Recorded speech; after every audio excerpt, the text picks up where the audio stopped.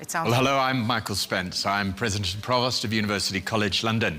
And I'm joined today by Professor Raquel Bernal from the Universidad de los Andes in Colombia, by Professor Larry Summers from the Harvard Kennedy School of Government, and by Siân Belloc from Dartmouth in the United States. And we've been set the rather daunting topic, debating education. And I'm going to use something of a chair's prerogative to say, given the expertise of the people who are here, we're probably going to limit it to post-secondary education, to post-16 education, but 16, as it were, to the grave.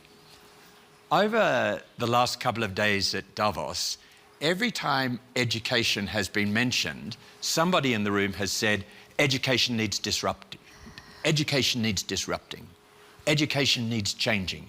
And the theory is that if the needs of the labour market, if people's personal needs as they navigate more complex societies, as we navigate the new technologies, as we need increased cultural competence, that the way we've been doing it since the Middle Ages, which in lots of ways is the way we do it still, probably won't survive. Now, I'm not sure that I believe that, but that's the assumption in lots of the Davos conversations. And so the organisers of today thought it would be good if we took a step back and asked a few fundamental questions. What does success look like in post-secondary education? What's the point of the activity in any case? What obstacles might there be to reform? And in particular, as we think about reform required by the new technologies, how quick is the pace of change going to be? How quickly do we need to sort this out? Or do we have a little bit of time to think about it? Now, this is an experiment with a new format for Davos, the town hall, and the idea is that the people in the room, and indeed the people online, are every bit as expert as the people sitting with me in these chairs and have just as much to contribute. And so what we're going to do before we start is ask you those very questions. If you go to slido.com at #WEF25, there are those three questions. What's success? What are the obstacles to reform? And how quickly are the new technologies going to require change?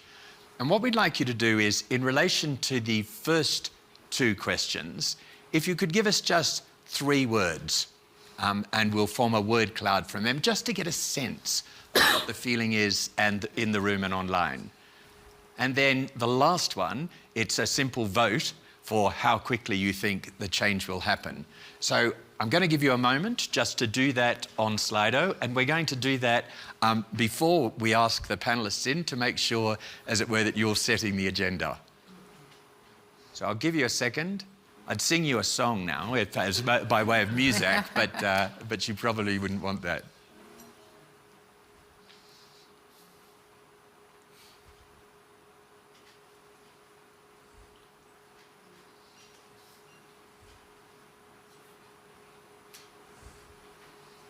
So let's see, do we begin to have some results? We put them up. Becoming a virtuous human.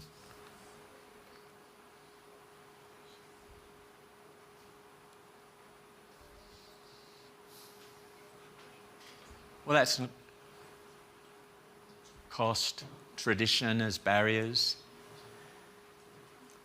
Leadership, that's a challenge. Inclusion, access.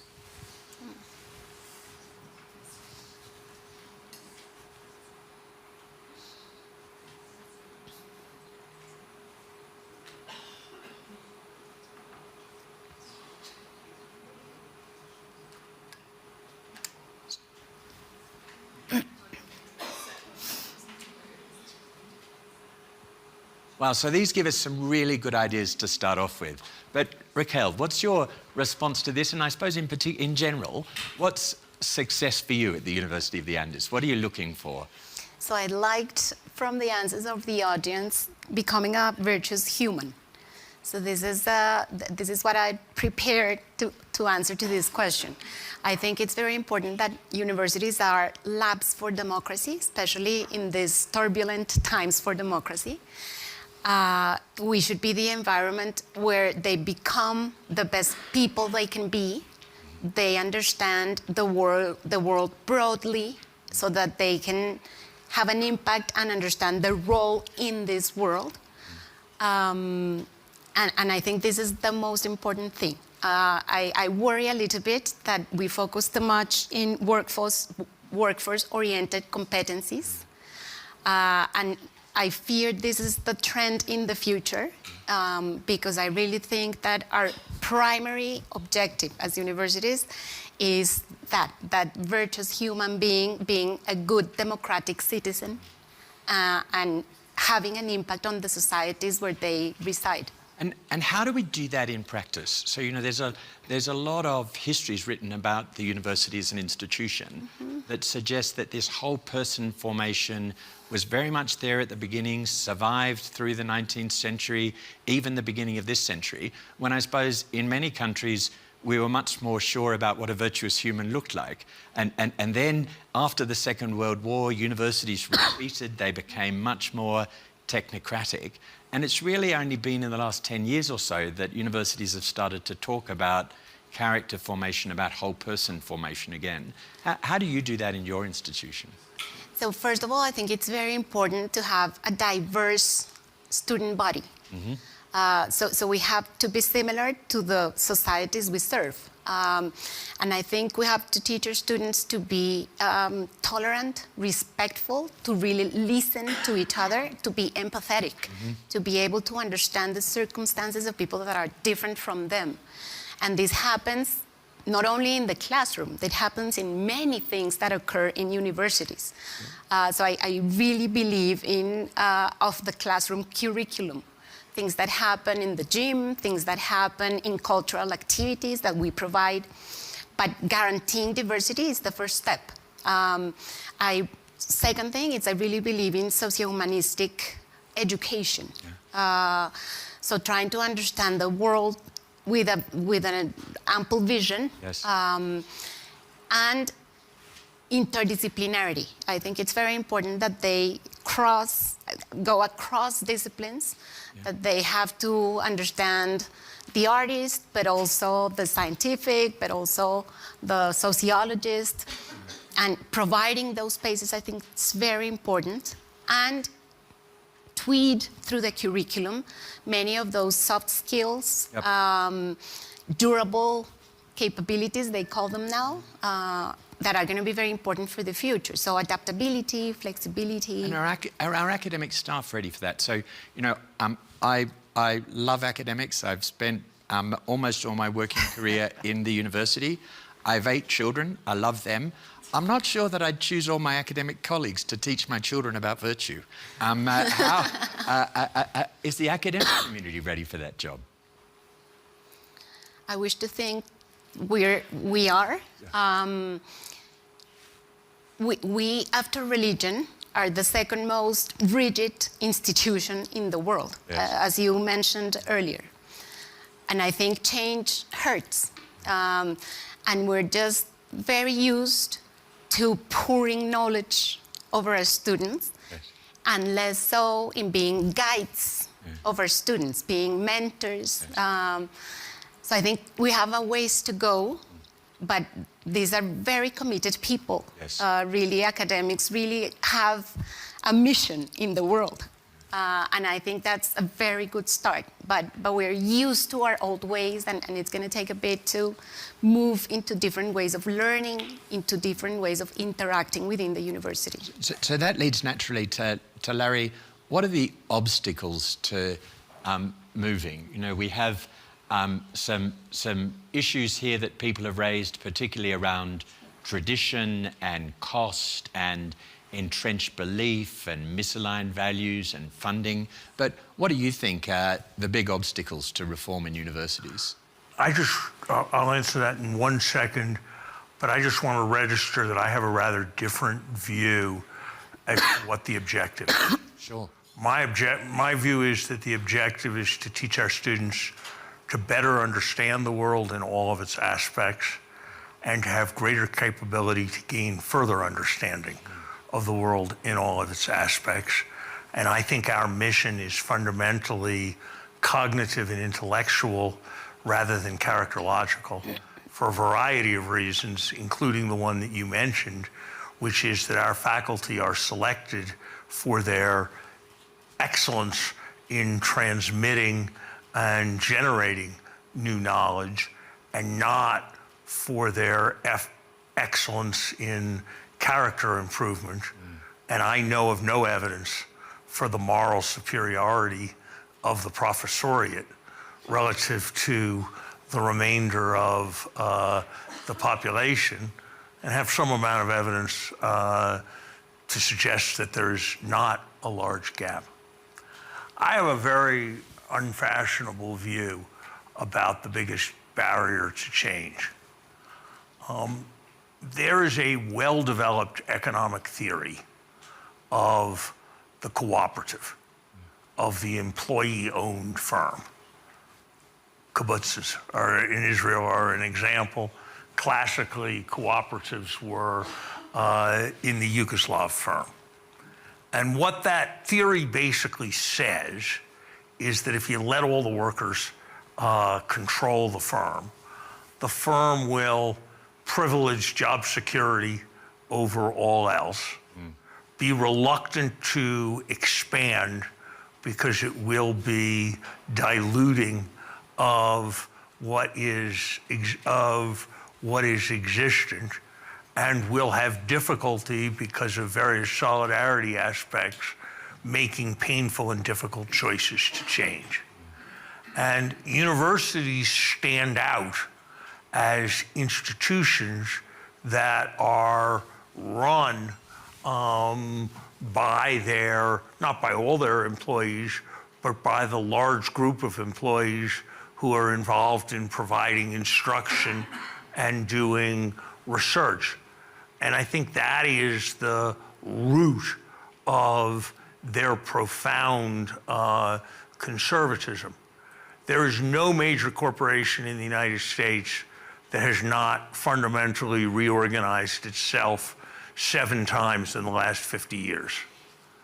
There is no major university in the United States that has undergone a major reorganization once in the last 50 years. If you look at the overlap of the departmental structure of Harvard University today and when I first came as a graduate student in 1975, it is fundamentally the same thing, with a little bit of renaming and 1 or 2 smaller departments that have been added. And that is exactly what is predicted by a structure in which the institution is run as a cooperative, with the extra feature that an institution run as a cooperative will tend to gravitate towards maximizing job security, which goes to the various issues that are raised around tenure. So there are reasons in terms of expertise and so forth why it might make sense for universities to be run as cooperatives, but their nature of being run as a cooperative is, I think, the fundamental reason for their extreme resistance to large-scale change. So I totally get that. You know, when I'm asked about my job, I sometimes say I'm part CEO of a £2 billion turnover organisation, part chief worker in a workers' collective. You know, only 20 of my colleagues have to write a petition for me within 2 weeks to be statutorily required to have a meeting of 1,700 of my colleagues to discuss anything they want with papers prepared in a week. So I get that, but you could also argue that the flat structure and the polycentricity of universities actually leads to their creative genius, because it's all those little groups of academics who are looking at the horizons of their disciplines, and that it's been precisely that fecundity of a flat structure that means that many universities, when people in business would look down on those who ran the university, when I was Vice-Chancellor at the University of Sydney, I'd gently point out that there was no Australian company as old as the University of Sydney that was still in business. And part of the reason we were still in business was because we had constantly adapted. And we'd constantly adapted because people at the edges of their discipline were looking into the future. So you raise a very important question, which is, it is certainly correct that universities last for huge long times, and a further observation would be true that if you looked at a list of the top 15 universities in the United States today and in 1960, that list would be remarkably similar, and that would not be true in any other industry. And you offered one theory in terms of the fecundity of the organizational structure.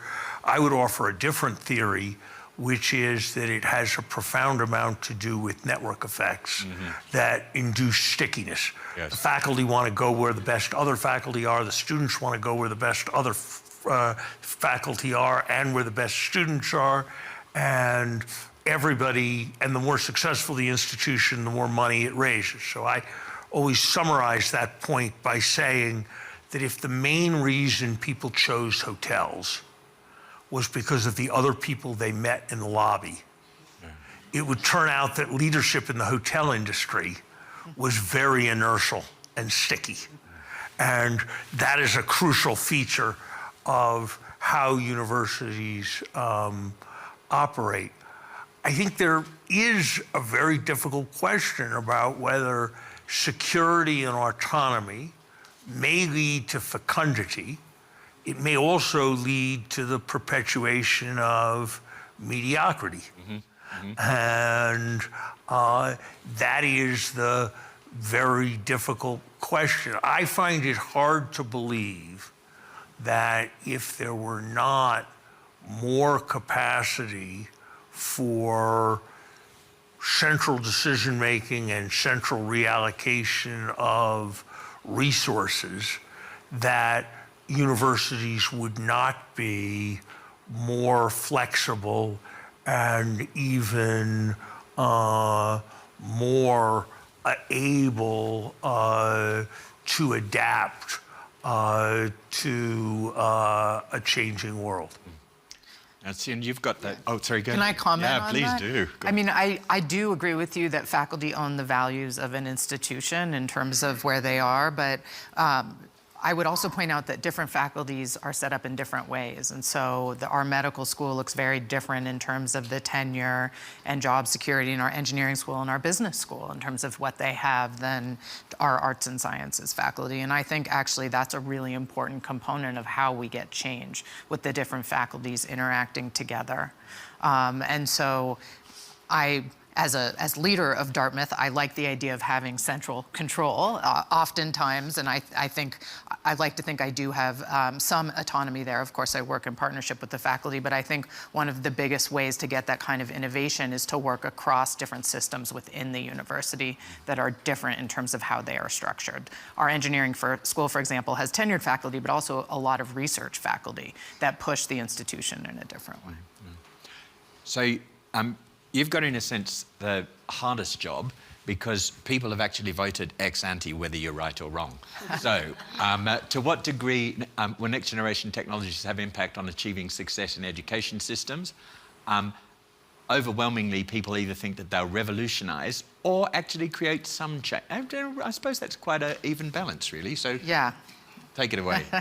I'll leave it to Larry whether that's a statistically significant difference, but it seems pretty balanced. Look, I think technologies have always been interrupting and pushing our education system, and I think we need to push more. I like to remind everyone always that Dartmouth in 1956 coined the term AI in a symposium over the summer, and actually we were seen as the head of technology when we developed BASIC. One of our former presidents, John Kemeny, and it was put in every math class. Every student had to learn to program in BASIC in math, and that was thought as really sacrilege, like we were leaving away the common liberal arts. But it turned out to be really important in terms of how teaching students how to think, which is what we do. And I think about that as technologies today. Right now, we are implementing AI-powered technology in our introduction to writing classes for our first-year students. And the goal is to teach students how to co-create and think with these new technologies. But then I think that comes back to the purpose of what we do. We teach students how to think, not what to think. And that's the most important aspect of what we do. We're teaching students how to take information from the world, make sense of it, and hopefully go out and be leaders and make those changes and adapt and think in the future. So if you think if that technology thing is partly teaching students to use the machines, partly testing some of the same intellectual skills that the machines have, right? You know, we didn't give up teaching math when we got calculators because we thought it was important for cognitive development and because you had to be able to tell whether what the machine said was crazy. But there's another bit which is about, in the future, a particular kind of set of soft skills are actually going to be quite important. Do universities have a role in teaching those things the machines don't teach? Yeah. If so, how do we do it? I mean, I think we are there to teach a common set of heuristics about how we learn and how we change, but also values and principles. And so I think I differ from Larry a little bit. The faculty, I agree, that's not their goal to teach those sorts of values necessarily. They're to push on their discipline. But students at university are not just around faculty. A third of our students work with our varsity athletes. They work with athletic coaches. Our students do productions. They're in plays and in other places, and they're learning how to interact with each other. They're learning how to have dialogue with each other. They're learning how to understand a point of view that's different from their own. And I think that is the ultimate purpose of a university. That ultimate purpose is academic excellence. And you get there by learning to have different viewpoints, to understand them, to weigh them, to put an argument together and decide where you ultimately stand on an issue. And interestingly, when I was Vice Chancellor of the University of Sydney, we did work with employers in Australia, China, India, the UK, the US, France, and Germany, and also spent time in the theoretical literature precisely around this question of what education will you need for the fourth industrial revolution? And interestingly, they all came back and said a deep grounding in a basic discipline, because you have to know something about something to know anything about anything, and it's the best way of teaching critical thinking and effective oral and written communication. A capacity to step outside your discipline in an interdisciplinary context, so a kind of T-shaped education, cultural competence, and particularly an international perspective. And of course, if you live in London, you don't need to get on a plane to need an international perspective.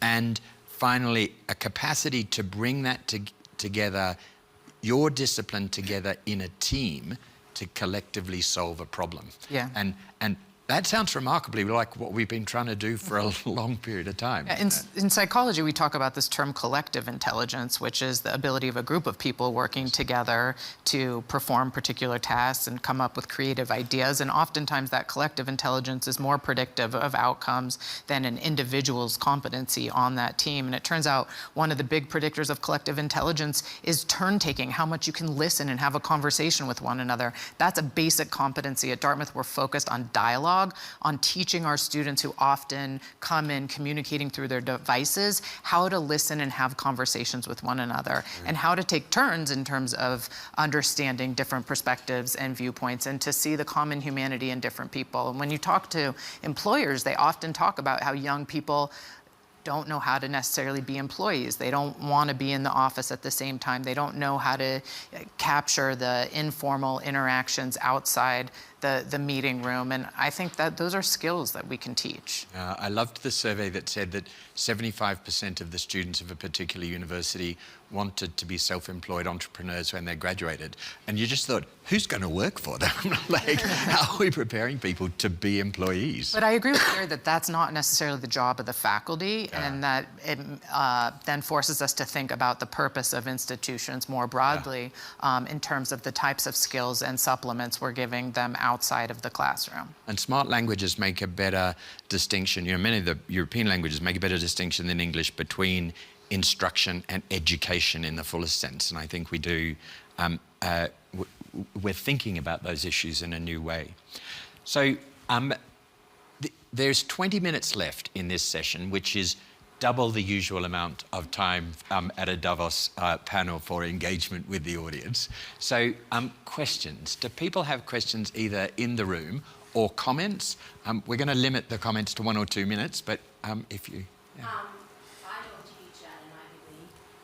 I don't teach at Ivy League. I actually teach at what, basically, you'll probably never see my student, hopefully you will.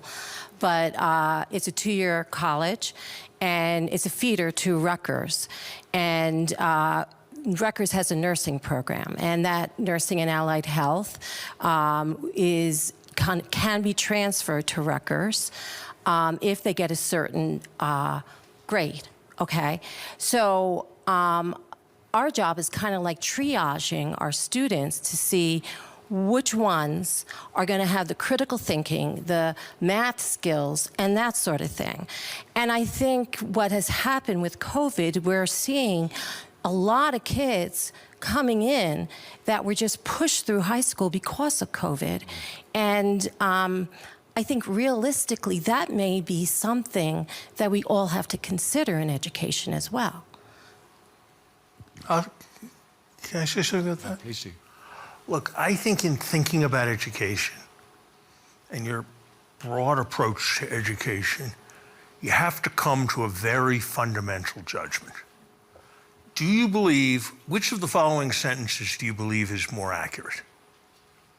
Self-esteem comes for achievement. Self-esteem promotes achievement, or achievement promotes self-esteem.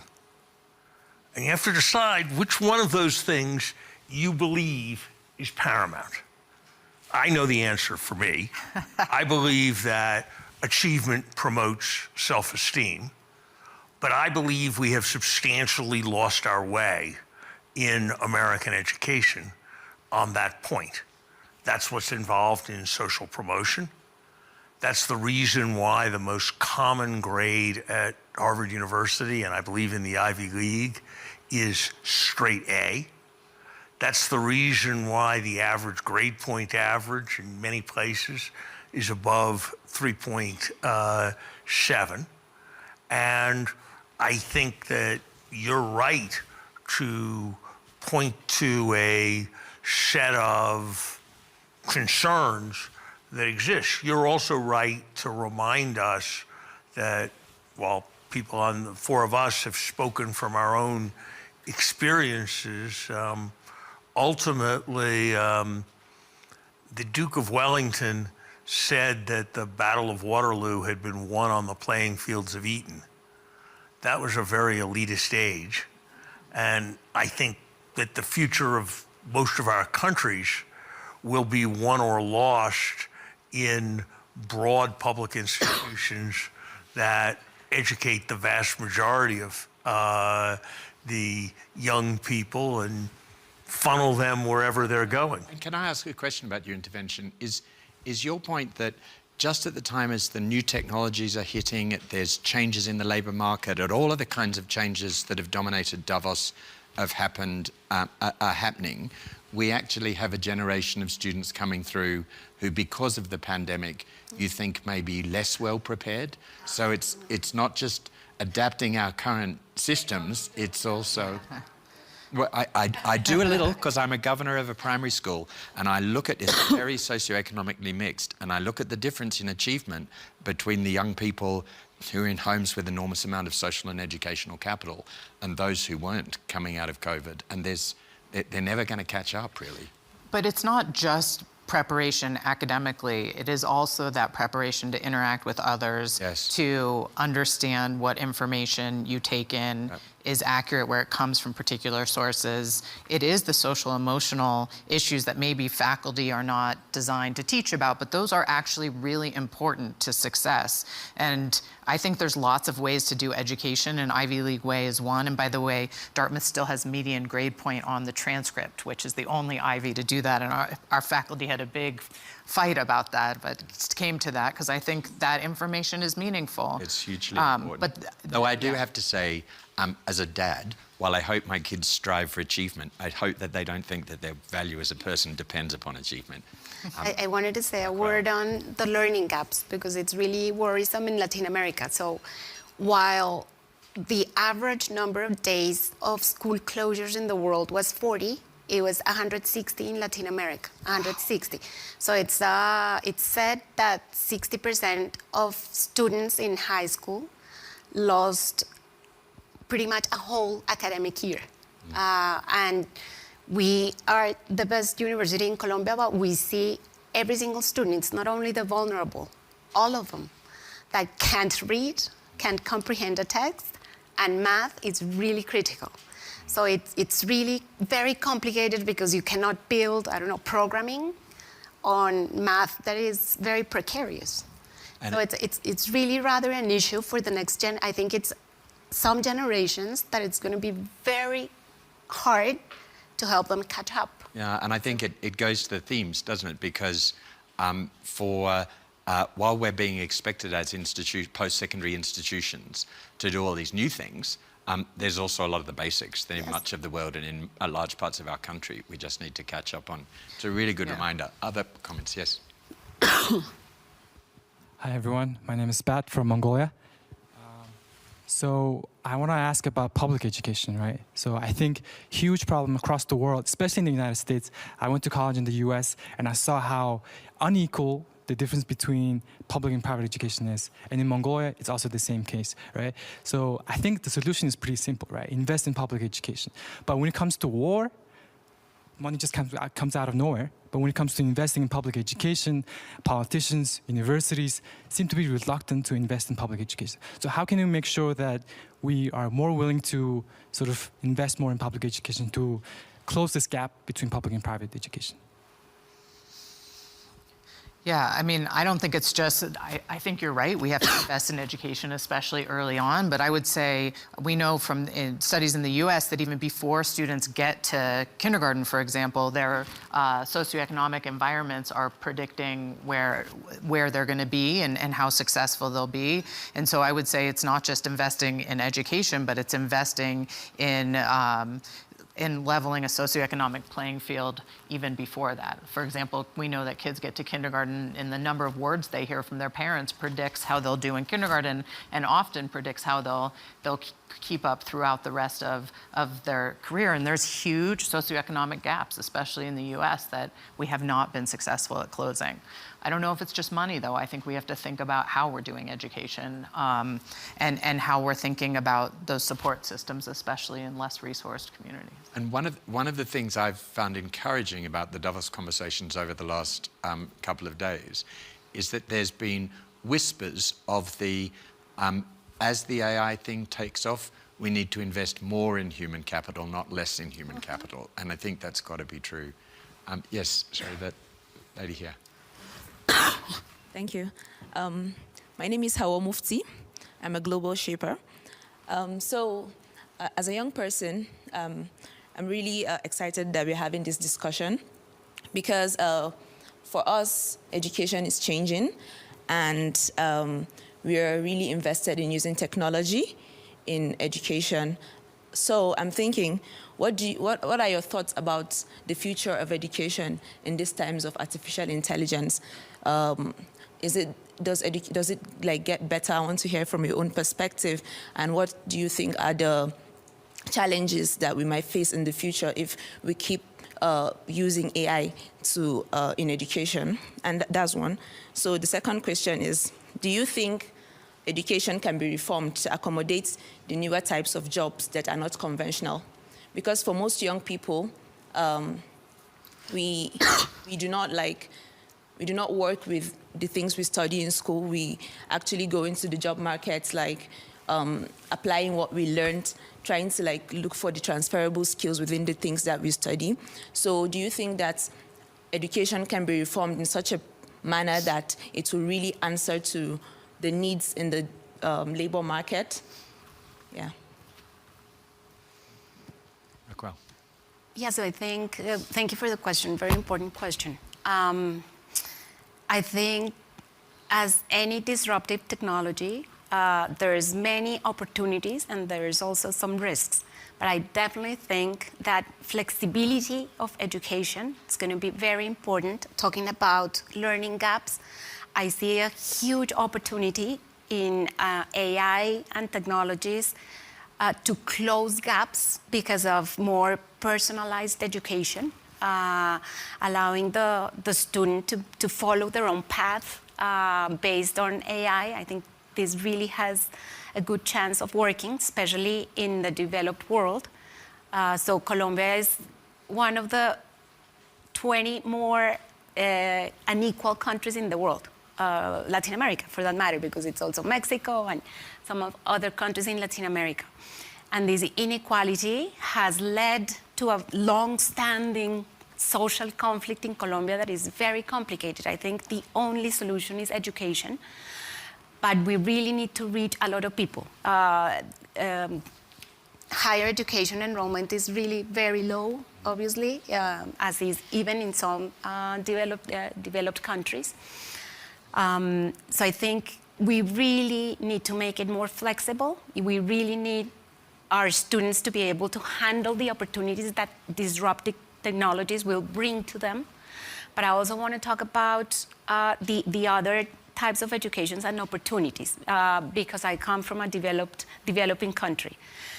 So in Colombia, we have 3 million youth who do not study and do not work. That's 30% of youth in the country. So that means that the next 10 years, our democracy is not viable because there's a lot of young people without hope, without opportunities, without a future. And so I think it's very important to tailor education to the specific needs of the contexts in which we serve. I am a true believer of vocational education, for example, in developing countries, because we prepare people for CEO jobs that do not exist. And there's a lot of loss in productivity and loss in well-being of the youth because we are not matching the jobs with the capacities of people. So I think, being in a university, preparing professionals to be CEOs, I really think that we should be doing more in matching the jobs with the education that people require. I think universities were a little bit pedantic. We know what we need to teach, and we hardly listen to the private sector and to the young students, what they want and what they need. And interestingly, in many countries, governments, as they've tried to increase participation in higher education, have actually defunded vocational education of one kind or another. And that's led to real problems. I mean, on this issue of young people wanting to take advantage of the new technologies, there's a clash here, isn't there, between what we've already identified that the new technologies are not necessarily great at, their potential, and what we said before might be holistic education. So we're actually being sued as a university by 5,000 of our students and in a class action. And we're being sued because during the pandemic, we taught them online. Now, it would have actually been illegal for us to teach them in person, but that's by the by. And they say very strongly, we did not get a proper education. They say we had fabulous instruction.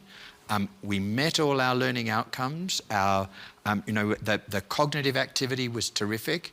But we didn't have an education because it's so much more than that. And part of that is about face-to-face interaction. And I think that's interesting because there are some people, of course, for whom online learning is going to be a really quick, easy way of upskilling. You can time shift, all the rest of it. But I'd hate to think that at every level, what young people can teach one another in an in-person context is not something that we're still going to value. Yes? Fully agree. My name is Roberto Patiño. I'm a YGL from Venezuela.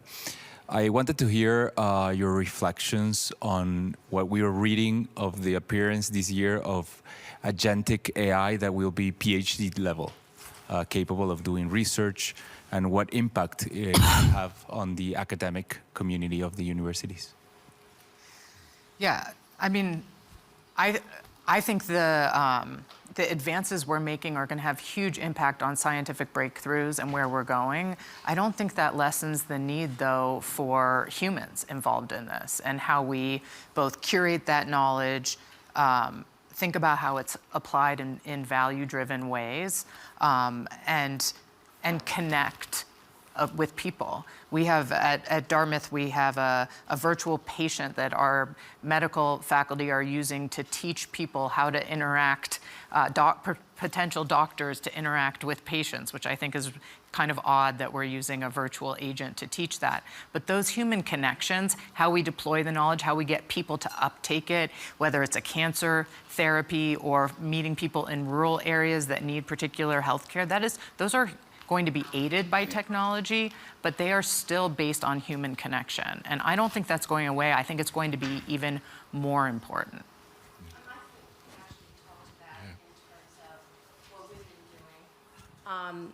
I mean, you can't depend on a student to use AI. And what I mean by that, you've got to, I mean, they're not going to learn by using AI exclusively, which, by the way, many of them are trying to do. So what we do is in our assignments, we develop tasks. And these tasks are part of something that you, as a professor, you can tell this is AI because they don't answer the task that's in the assignment. So they can use AI all they want, but you got to answer the task in the assignment. So we allow them to use AI, but they got to answer the task. And that's really hard if you're not necessarily a PhD. So. Yeah. Larry, you were going to. I was going to say that it's a well-established fact that if you look at the number of bank tellers in the United States after the ATM was invented, you would have thought that ATMs diffused widely and tens of thousands of ATMs came into being in a decade. You would have thought people didn't need bank tellers nearly as much. After it, there were 10,000 more bank tellers in the United States than there were before the ATM revolution. Why? It probably had to do with the fact that they were doing somewhat different things. People were going to the bank branch more frequently and more conveniently because of the ATM, and then they wanted to do other things, and they were being sold other services and so forth. So I think it's very difficult to predict what the implications of these technologies are going to be for the distribution of tasks and for the number of people who are around. I think there are two big dilemmas in all of this that I change my mind about all the time. One is what the AI and all of that makes possible is much more focused and specific education on exactly the aspects I'm interested in, exactly tailored to my weaknesses and strengths, much more personalized education. Everybody getting a much more personalized education and the building of a sense of community are not obviously in concert with each other. And if the AI is better at helping me than my friend is, that's not going to bring me into more contact. And how do we deal with that? And I don't quite know the answer to that. The other thing I don't quite know the answer to is something you talked about that I think is very important. I often remark that the last thing I did in my professional life where success and failure was all about me alone was take my general exam in graduate school. And that everything I did after that more or less depended on my ability to work with others, sometimes for others, sometimes with others, sometimes they were working with me, but it was all a collective thing. And so you sure feel like that ought to be a thing we very fundamentally are developing in students. On the other hand, how do you exactly give grades to a group of 5 people? How do you exactly evaluate individual performance at cooperating? And I don't quite know the answer to those questions, but I think those two questions are very important as we think about how education develops. So, 27 seconds left.